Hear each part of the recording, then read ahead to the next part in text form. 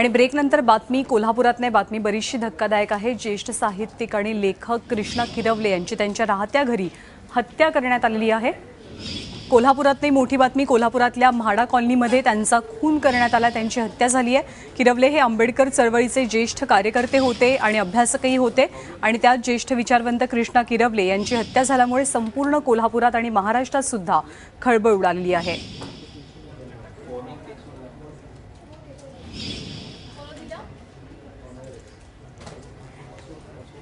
कोल्हापूरच्या म्हाडा कॉलनी परिसरात त्यांच्या राहत्या घरी त्यांची हत्या करण्यात आली आणि ही दृश्य आपण पाहतो आहोत।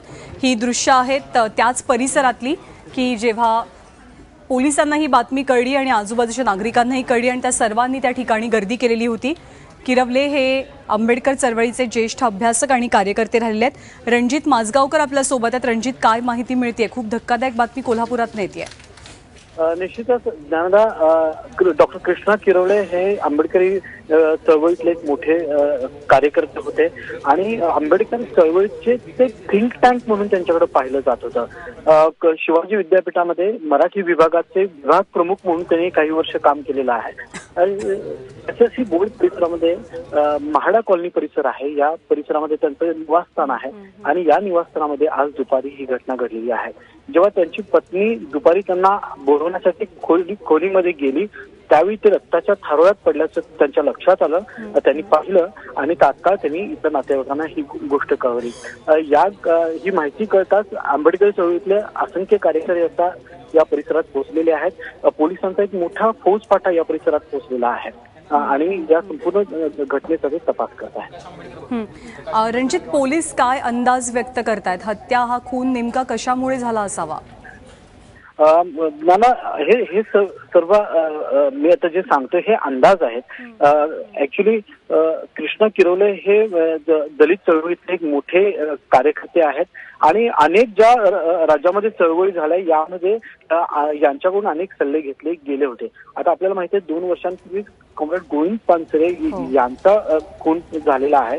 त्यानंतर अनेकांची नावं सुद्धा यापुढे येत होती की जे अशा चळवळींमध्ये पुढे आहेत यांच्या जीवास धोका आहे।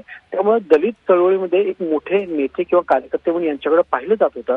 त्यामुळे हा नेमका खून कुठल्या उद्देशाने केलेला आहे, चोरी आहे, अंतर्गत कुठले वाद आहेत का आणि अशा चळवळीच्या माध्यमातून कुठला घातपात झालेला आहे का, याचा तपास खऱ्या अर्थानं पोलीस आता करतायत।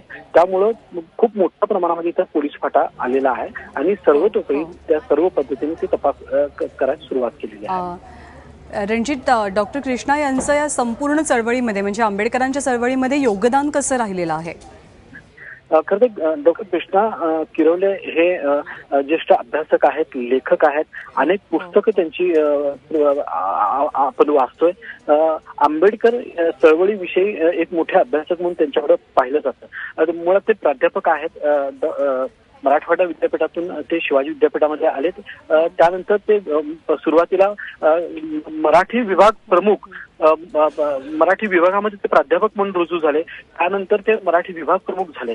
महाराष्ट्रामध्ये, पश्चिम महाराष्ट्रामध्ये या ज्या चळवळी झाल्या, आंबेडकर वाद्यांच्या ज्या अनेक चळवळी झाल्या, या चळवळीमध्ये महत्वाचे मार्गदर्शक म्हणून त्यांच्याकडे पाहिलं जातं, त्यांचे सल्ले घेतले जात होते। चळवळीतलं खूप मोठं नाव होतं, बडं नाव होतं आणि त्यांच्या अशा पद्धतीच्या हत्येमुळे आणि खुनामुळे घडलेल्या घटनेमुळे संपूर्ण परिसरात निश्चितपणे खळबळ माजली आहे। रणजित, धन्यवाद या सगळ्या माहितीबद्दल।